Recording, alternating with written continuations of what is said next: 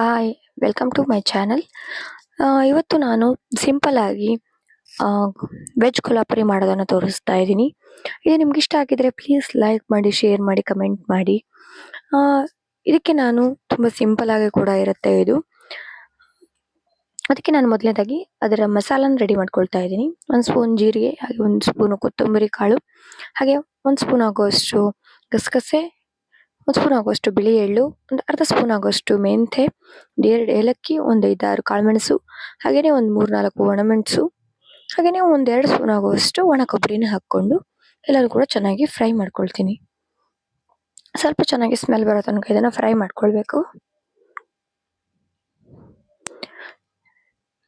ಇದೀಗ ಚೆನ್ನಾಗಿ ಫ್ರೈ ಆಗಿದೆ. ತಣ್ಣಗಾದ್ಮೇಲೆ ಇದನ್ನು ಪೌಡರ್ ಮಾಡ್ಕೊಳ್ತೀನಿ. ಈ ಕಡೆ ಒಂದು ಪ್ಯಾನ್ಗೆ ಮಸಾಲಾನ ರೆಡಿ ಮಾಡ್ಕೊಳ್ತೀನಿ. ಇದಕ್ಕೆ 1 ಸ್ಪೂನ್ ಆಗುವಷ್ಟು ಎಣ್ಣೆ ಹಾಕ್ಕೊಂಡಿದ್ದೀನಿ. ಎಣ್ಣೆ ಕಾದ ನಂತರ ಒಂದು ಈರುಳ್ಳಿನ ಈ ಥರ ಉದ್ದುದ್ದಾಗಿ ಹೆಚ್ಚಿ ಹಾಕ್ಕೊಂಡಿದ್ದೀನಿ. ಸ್ವಲ್ಪ 1-2 ನಿಮಿಷ ಈರುಳ್ಳಿನ ಫ್ರೈ ಮಾಡ್ಕೊಳ್ತೀನಿ.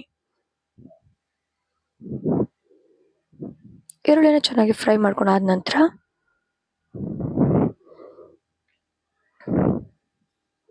ಇದಕ್ಕೆ 1-2 ಟೊಮೆಟೊನ ಹೆಚ್ಚಿರೋದನ್ನ ಹಾಕ್ಕೊಳ್ತಾ ಇದ್ದೀನಿ.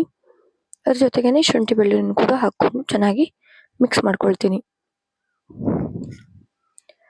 ಹಾಗೆಯೇ ಇದಕ್ಕೆ ಒಂದು 5-6 ಗೋಡಂಬಿನ ಹಾಕ್ಕೊಂಡಿದ್ದೀನಿ. ಸ್ವಲ್ಪ ಜಾಸ್ತಿ ಬೇಕಂದ್ರೆ ಜಾಸ್ತಿನೂ ಹಾಕ್ಕೊಳ್ಬೋದು. ಹಾಕಿ ಚೆನ್ನಾಗಿ ಇದನ್ನು ಒಂದು 1/4 ಕಪ್ ಆಗೋಷ್ಟು ನೀರನ್ನು ಹಾಕಿ ಚೆನ್ನಾಗಿ ಎಲ್ಲನೂ ಕೂಡ ಬೇಯಿಸ್ಕೊಳ್ತೀನಿ. ನೋಡಿ ಎಷ್ಟು ಚೆನ್ನಾಗಿ ಎಲ್ಲನೂ ಕೂಡ ಸಾಫ್ಟ್ ಆಗಿದೆ ಕೂಡ. ಇದನ್ನು ಚೆನ್ನಾಗಿ ಈಗ ಒಂದ್ಸಲ ಮಿಕ್ಸ್ ಮಾಡಿ ಗ್ಯಾಸ್ ಆಫ್ ಮಾಡಿ ಇದನ್ನು ಸೈಡಿಗೆ ಇಟ್ಕೊಳ್ತೀನಿ. ತಣ್ಣಗಾದ ನಂತರ ಇದನ್ನು ಕೂಡ ಪೇಸ್ಟ್ನ ಮಾಡ್ಕೊಳ್ತೀನಿ.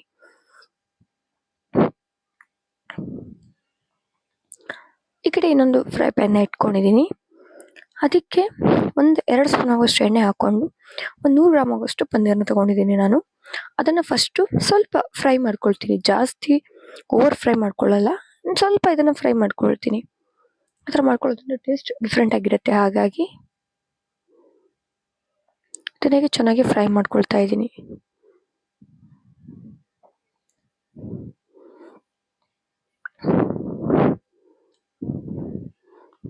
ಇದೇ ಥರ ಇದನ್ನೆಲ್ಲನೂ ಕೂಡ ಚೆನ್ನಾಗಿ ತಿರುವು ಹಾಕ್ಕೊಳ್ತೀನಿ. ಸ್ವಲ್ಪ ಕಲರ್ ಚೇಂಜ್ ಆಗೋ ತನಕ ನಾನು ಫ್ರೈ ಮಾಡ್ಕೊಳ್ತಾ ಇದ್ದೀನಿ. ಸ್ವಲ್ಪ ಇದು ಬ್ರೌನಿಶಿಗೆ ಬರೋದಕ್ಕೆ ಸ್ಟಾರ್ಟ್ ಆಗಿದೆ. ಇದನ್ನು ನಾನು ಗ್ಯಾಸ್ ಆಫ್ ಮಾಡಿ ಸೈಡಿಗೆ ಇಟ್ಕೊಳ್ತೀನಿ. ಅದ್ರ ಜೊತೆಗೇನೆ ಬೇರೆ ಫ್ಲವರ್ನು ಕೂಡ ಫ್ರೈ ಮಾಡ್ಕೊಳ್ತಾ ಇದ್ದೀನಿ. ಇದನ್ನು ಕೂಡ ಚೆನ್ನಾಗಿ ಫ್ರೈ ಮಾಡ್ಕೊಳ್ತೀನಿ. ಒಂದು ಸ್ವಲ್ಪ ಹಾಫ್ ಕುಕ್ ಮಾಡ್ಕೊಳ್ತಾ ಇದ್ದೀನಿ. ಹಾಫ್ ಕುಕ್ ಮಾಡ್ಕೊಂಡಾದ ನಂತರ ಇದನ್ನು ಸ್ವಲ್ಪ ತೆಗೆದಿಟ್ಕೊಂಡಾದ ನಂತರ ಇದಕ್ಕೇನೆ ಒಂದು ಕ್ಯಾರೆಟ್ ಹಾಕ್ಕೊಳ್ತಾ ಇದ್ದೀನಿ. ಚೆನ್ನಾಗಿ ಮಿಕ್ಸ್ ಮಾಡ್ಕೊಳ್ತೀನಿ. ಒಂದು ಕ್ಯಾರೆಟ್ ಅದ್ರ ಜೊತೆಗೇನೆ ಒಂದು ರೆಡ್ ಕ್ಯಾಪ್ಸಿಕಮ್ ಕೂಡ ಹಾಕ್ಕೊಂಡಿದ್ದೀನಿ ನಾನು. ಹಾಕಿ ಇದನ್ನು ಚೆನ್ನಾಗಿ ಮಿಕ್ಸ್ ಮಾಡ್ಕೊಳ್ತಾ ಇದ್ದೀನಿ. ಇದೀಗ ಒಂದು 70% ಅಷ್ಟು ಕುಕ್ ಆಗಿದೆ. ಇದನ್ನ ಈಗ ಬೇರೆ ಪ್ಲೇಟಿಗೆ ತೆಗೆದಿಟ್ಕೊಂಡಿದ್ದೀನಿ. ಈಗ ಎಲ್ಲ ಮಸಾಲ ಹುರಿದಿಟ್ಕೊಂಡಿದ್ನಲ್ಲ ಅದನ್ನು ಫಸ್ಟ್ ಪೌಡರ್ನ ಮಾಡ್ಕೊಳ್ತೀನಿ. ನೋಡಿ ಈ ಥರ ಪೌಡರ್ನ ಮಾಡ್ಕೊಂಡಿದ್ದೀನಿ. ಅದಾದ ನಂತರ ಫ್ರೈ ಮಾಡಿ ಈರುಳ್ಳಿ ಮತ್ತು ಟೊಮೆಟೊನ ಕೂಡ ಪೇಸ್ಟ್ನ ರೆಡಿ ಮಾಡ್ಕೊಳ್ತೀನಿ ಫಸ್ಟು.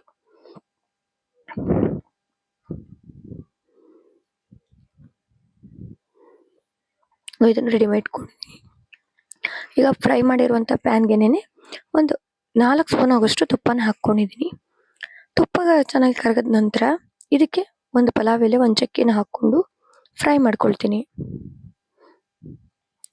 ಸ್ವಲ್ಪ ಫ್ರೈ ಆದ ನಂತರ ಇದಕ್ಕೆ ಈಗ ರುಬ್ಬಿಟ್ಕೊಂಡಂಥ ಪ್ಯೂರಿನ ಹಾಕ್ಕೊಳ್ತಾ ಇದ್ದೀನಿ. ಹಾಕಿ ಇದನ್ನು ಚೆನ್ನಾಗಿ ಮಿಕ್ಸ್ ಮಾಡ್ಕೊಳ್ತೀನಿ.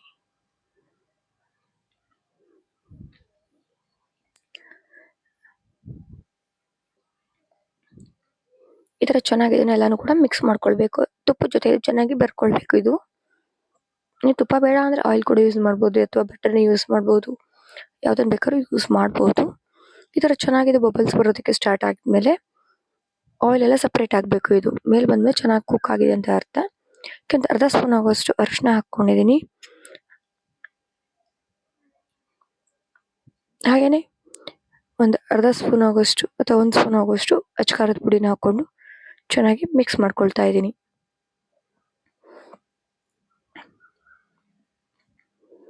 ಇದನ್ನ ಚೆನ್ನಾಗಿ ಮಿಕ್ಸ್ ಮಾಡ್ಕೊಂಡಿದ್ದೀನಿ.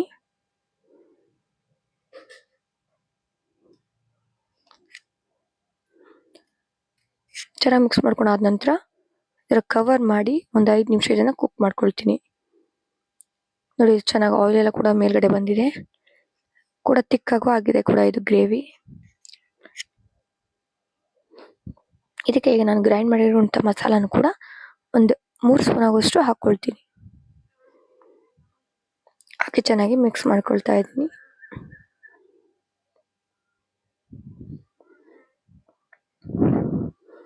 ಈ ಥರ ಚೆನ್ನಾಗಿ ಮಿಕ್ಸ್ ಮಾಡ್ಕೊಳ್ಬೇಕು ಇದನ್ನ.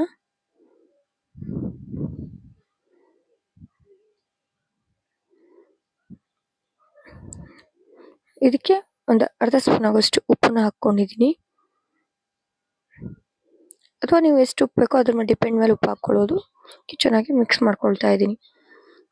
ಇದನ್ನ ಚೆನ್ನಾಗಿ ಕುಕ್ ಆದ ನಂತರ ಇದಕ್ಕೆ ಈಗ ಫ್ರೈ ಮಾಡಿರುವಂಥ ತರಕಾರಿ ಎಲ್ಲನೂ ಕೂಡ ಹಾಕ್ಕೊಳ್ತೀನಿ. ಪನ್ನೀರು ಎಲ್ಲನೂ ಹಾಕ್ಕೊಳ್ತಾ ಇದ್ದೀನಿ. ಅದ್ರ ಜೊತೆಗೇನೆ ಫ್ರೆಶ್ ಮಟರ್ನು ಕೂಡ ಯೂಸ್ ಮಾಡಿದ್ದೀನಿ, ಒಂದು ಅರ್ಧ ಕಪ್ ಆಗುವಷ್ಟು ಹಾಕ್ಕೊಂಡಿದ್ದೀನಿ. ಅದರ ಬೀನ್ಸ್ ಇದೆ, ಬೀನ್ಸ್ ಕೂಡ ಯೂಸ್ ಮಾಡ್ಬೋದು. ಇದನ್ನೀಗ ಚೆನ್ನಾಗಿ ಮಿಕ್ಸ್ ಮಾಡ್ಕೊಳ್ತೀನಿ. ಈಗ ಚೆನ್ನಾಗಿ ಮಿಕ್ಸ್ ಮಾಡ್ಕೊಂಡಾದ ನಂತರ 1 ಕಪ್ ಆಗೋಷ್ಟು ನೀರನ್ನು ಹಾಕ್ಕೊಳ್ತಾ ಇದ್ದೀನಿ. ಇದಕ್ಕೆ ಚೆನ್ನಾಗಿ ಮಿಕ್ಸ್ ಮಾಡಿಕೊಂಡು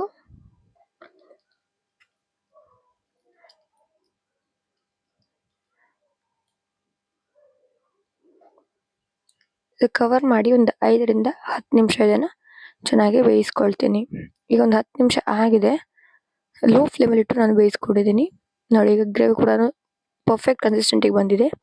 ಇದಕ್ಕೆ ನಾನು ಒಂದು 3 ಸ್ಪೂನ್ ಆಗೋಷ್ಟು ಹಾಲಿನ ಕೆನೆ ಹಾಕ್ಕೊಂಡಿದ್ದೀನಿ, ಅಥವಾ ಫ್ರೆಶ್ ಕ್ರೀಮ್ ಕೂಡ ಬೇಕಾದರೂ ಹಾಕ್ಕೊಳ್ಬೋದು.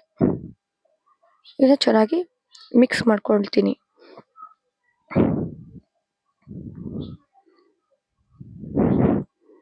ಈ ಥರ ಇದನ್ನ ಚೆನ್ನಾಗಿ ಮಿಕ್ಸ್ ಮಾಡಿಕೊಂಡು ಒಂದು 2 ನಿಮಿಷ ಕುಕ್ ಮಾಡ್ಕೊಳ್ತೀನಿ ಇದನ್ನ. ನೋಡಿ ಇದು ಚೆನ್ನಾಗಿ ಕುಕ್ ಆಗಿದೆ, ಇದು ರೆಡಿ ಆಗಿದೆ. ಈಗ ಇದು ನಿಮಗೆ ಇಷ್ಟ ಆಗಿದ್ರೆ ಲೈಕ್ ಮಾಡಿ, ಶೇರ್ ಮಾಡಿ, ಹಾಗೆ ಕಮೆಂಟ್ ಮಾಡಿ. ಪಕ್ಕದಿರೋ ಬೆಲ್ ಐಕಾನ್ ಕೂಡ ಪ್ರೆಸ್ ಮಾಡಿ.